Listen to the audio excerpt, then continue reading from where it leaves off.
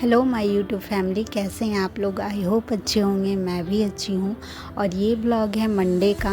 तो मंडे को मेरी जो स्टडी हुई थी वो मॉर्निंग में हुई थी, क्योंकि मेरा नींद खुल गया था। और मैं सोच के रखी थी कि सुबह मैं उठूँगी और उसके बाद में क्लास करूँगी, क्योंकि सैटरडे संडे मेरी क्लास बहुत ज़्यादा होती नहीं है। तो मैं मंडे को जल्दी उठ गई थी और उठ के मैं क्लास की थी। और अभी ज्योग्राफी का ही क्लास कर रही हूँ, और जिसमें कि अभी नदी तंत्र हो रहा है। और उसके बाद ये लगभग 7:30 के लगभग मेरे श्रेया और मेरा बड़ा वाला लड़का वो चला जाता है। और आज अब प्रियांश नहीं गया है, क्योंकि उसके थोड़ी सी फीवर है, तो आज मैं उसको नहीं भेजी हूँ। और इसलिए आज मेरा काम 7:30 के लगभग मेरा नहाना पूजा वगैरह हो गया है, क्योंकि ज़्यादातर ऐसा होता है कि मैं उसको भेज के उसके बाद ही अपना स्नान ध्यान करती हूँ। तो मेरी जो क्लास होती है वो 9 बजे से मैं बैठती हूँ करने के लिए, लेकिन आज वो चला गया था, मतलब आज वो नहीं गया था।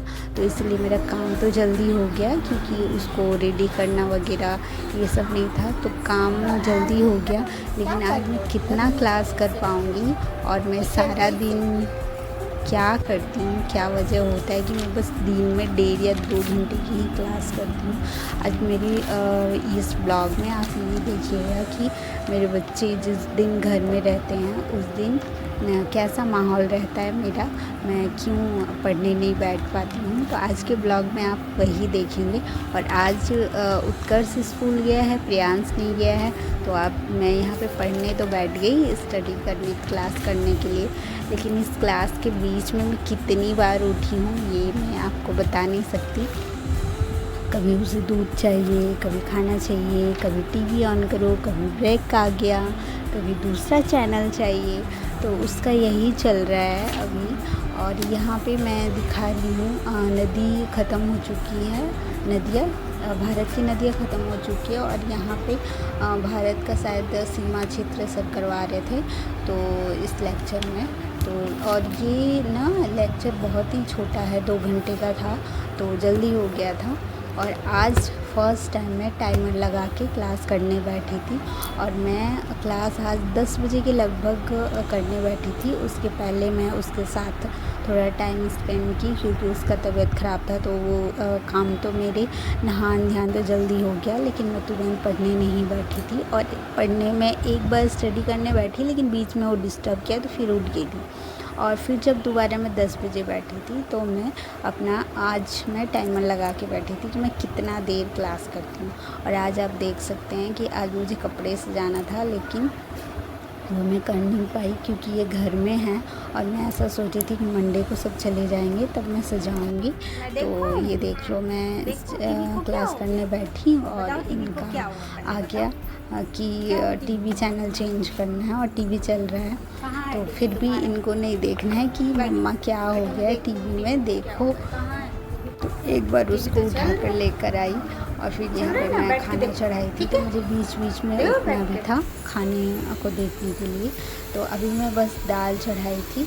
और सुबह के नाश्ते में थोड़ा सा पनीर था, तो मैं वो दे दी थी बच्चों को, पनीर का पराठा बनाकर।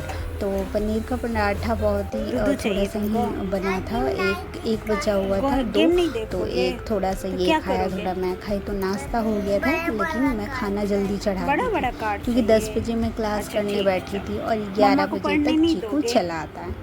तो आज ये घर पे हैं, तो ये मुझे क्लास करने दे नहीं रहे। कितना दूध पियोगे तुम? खाना आज जब मैं टाइमर लगाई थी, और टाइमर लगा के मैं बीच बीच में 3 बजे तक क्लास की हूँ। लेकिन जब लास्ट टाइम में मैं टाइमर को देखी हूँ, मतलब जब भी मैं उठती टाइमर ऑफ़ कर देती, और जब मैं फिर से बैठती टाइमर ऑन करती।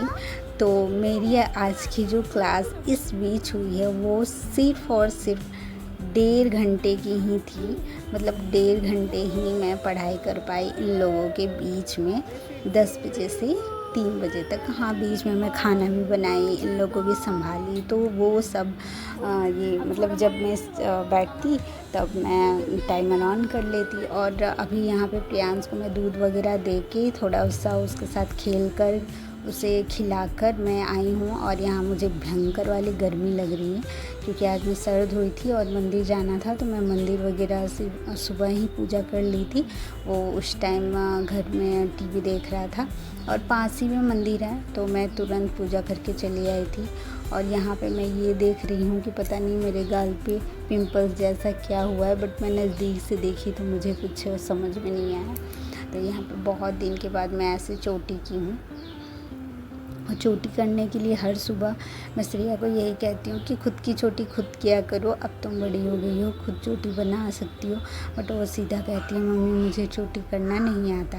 और इन सब के बीच में लगभग बज गए 11:30 और यहाँ पे चीकू चला आया है।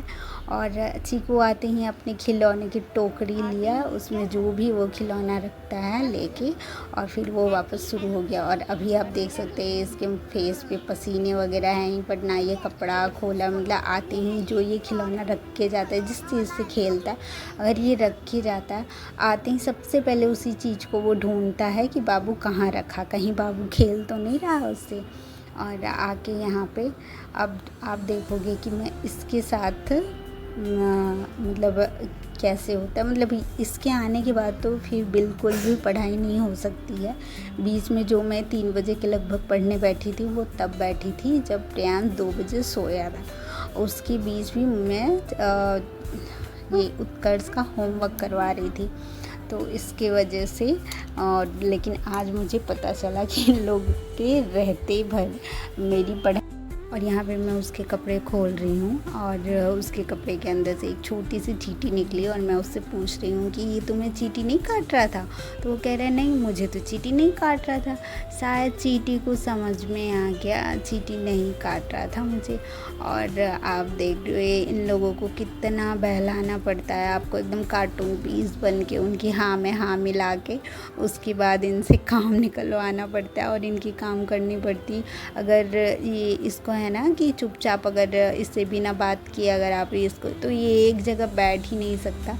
और अभी भी इसका ध्यान या तो मोबाइल पे है, और अभी थोड़ी देर पहले इसको खिड़की से कंस्ट्रक्शन का काम हो रहा है, पास वाले मतलब किन्हीं का घर बन रहा है, तो इसको वो देखना रहता है कि घर पूरा बन गया या अभी बन ही रहा है। इसके ब्लॉग में इतना ही है, मिलूँगी नेक्स्ट ब्लॉग में, तब तक के लिए बाय बाय। तो अपना ख्याल रखिए और अपनी पढ़ाई कंटिन्यू कीजिए क्योंकि वो बहुत ज़रूरी है। So thank you.